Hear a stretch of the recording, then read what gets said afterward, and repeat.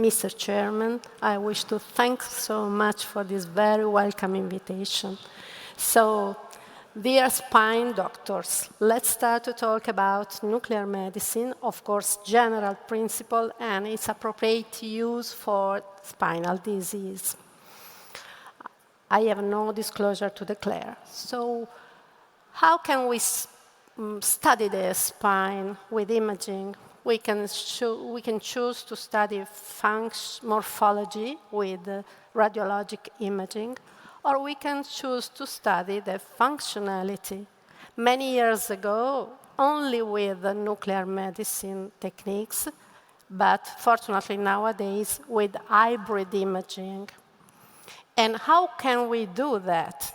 We can add radioactive elements to a pharmaceutical and obtain radiopharmaceutical. It's simple.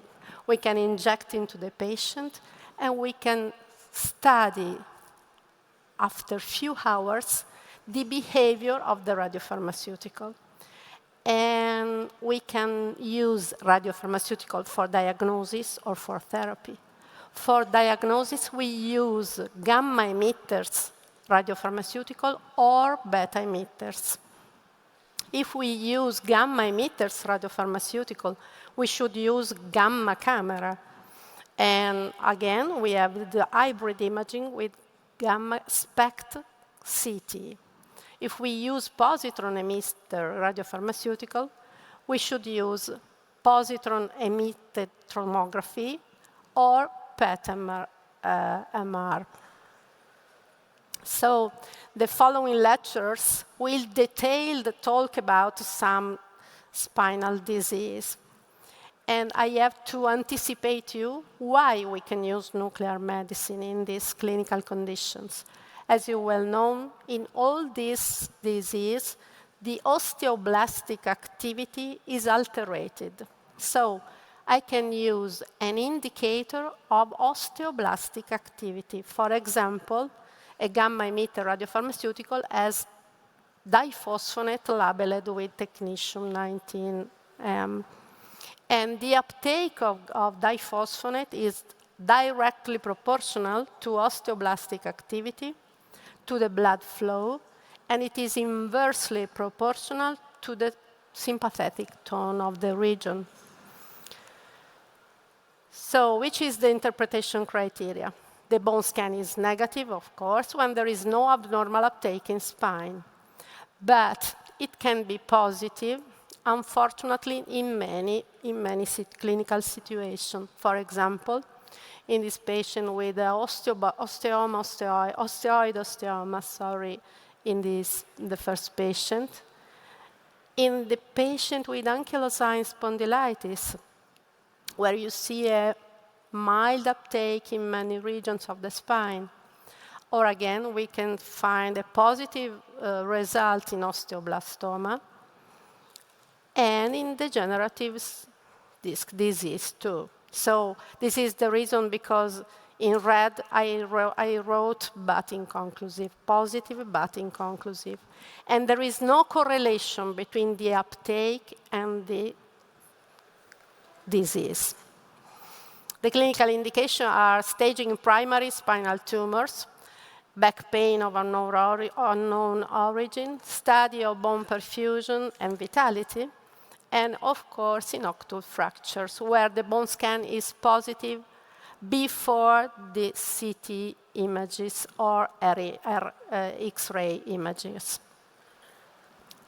The bone scan has high sensitivity and low specificity, and is useful as screening method to rule out the increased osteoblastic activity, and fortunately is widely available and has low cost. So let's start with beta positron emitters radiopharmaceutical, for example, sodium fluoride, and which is its behavior. It's directly proportional to osteoblastic activity again, to impaired osteoclast coupling, and of course, because we injected it, is directly proportional to blood flow.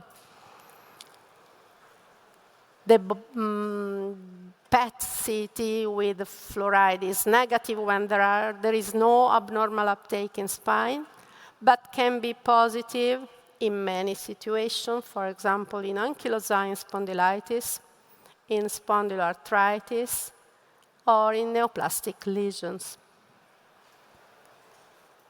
The clinical indications are the same of bone scan, but it presents a mild higher sensitivity compared to the bone scan, and the specificity is the same. And unfortunately, is not widely available like bone scan. So let's move now to the best radiopharmaceutical that we have in PET-CT. FDG, fluorodesoxyglucose, labeled with fluorine 18. When we inject FDG, the FDG is able to enter into the cells that present an overexpression on their surface of glucose transporters, GLUT1 and GLUT3. And when you go inside, it can remain for many hours without alteration. So we have to think about that FDG uptake is directly proportional to the presence of GLUT1 and GLUT3 on the activated cell surface. So the interpretation criteria are simple. There is negative when there is no abnormal uptake in spine, but positive, again, in all the situations where there is an activation of the cells. For example, spondylosis, where you see a mild uptake here. In spinal metastasis, of course. In degenerative disease. In medullary schwannoma, in osteoblastoma, and in spondylodiscitis. And if you ask me, there is correlation between the FDG uptake with disease or not?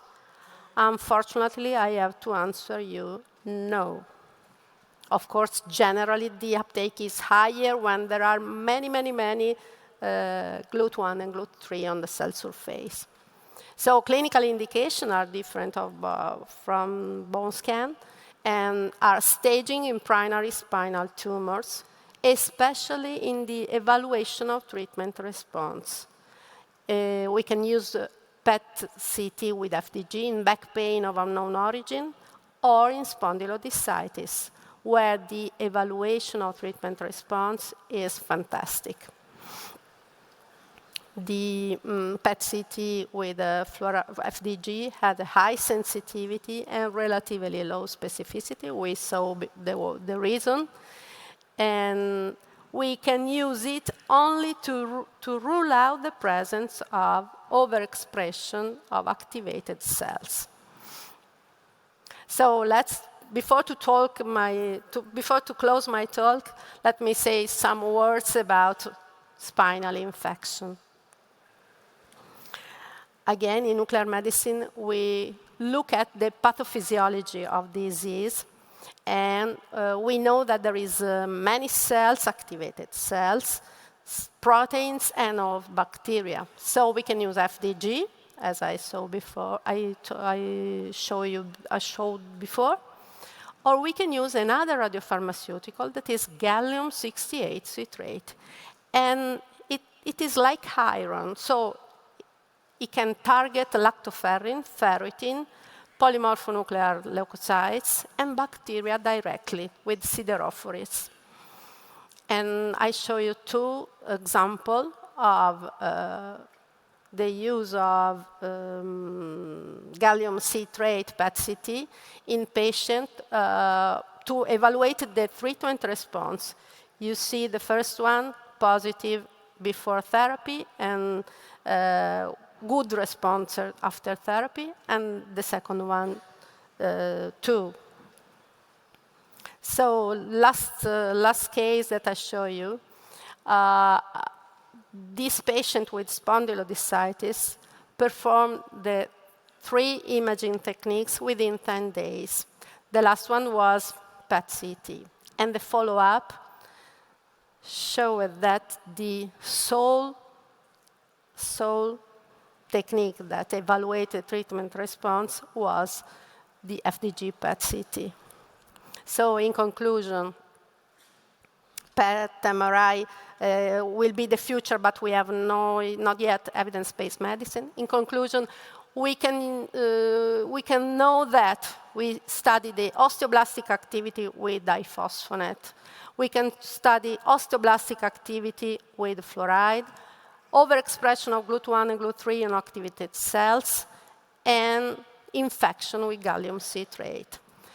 Thank you so much for your attention. Hoping to never see a metal fixator to the tower of my town to straighten it. Thank you so much. Thank you very much for a great presentation. Do you have any questions? We have time for discussion. 3 minutes, three and a half. If not, I would start with a question. Sometimes we have a problem to differentiate between modic changes and spinal infection. Do you have any comment about that? Sure. Which technique can be used for that? Thank you for this brilliant question. In MR, the difficulty is really every day to differentiate between degenerative or infection, especially degenerative tissue, especially in post-surgical situation. There is a big difference between FDG PET-CT and radiologic images, because we see, again, thinking about what I'm looking for, we see the activation of cells. Of course, the activation of cells can be due to the infection, acute infection, or to reactive tissue after surgery, for example.